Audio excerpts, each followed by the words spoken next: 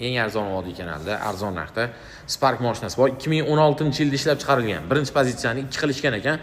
Probegi zo'r, 121 ming yurgan. Mashinaning o'zi ham, turishi ham zo'r. Tikka turibdi.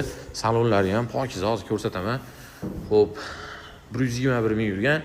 Diskalar 4-pozitsiyani diskalari taqilgan, balonlari yaxshi holatda turibdi, shoxlar qo'yilgan, pultlari bor ekan, arzonroq bo'lsa ham. Pultlari bor ekan, 121 ming yurgan, pokiza salon, stikla podъемniklar qo'yib 2 qilib qo'yishgan ekan, faqatgina konditsioner qolgan ekan xolos.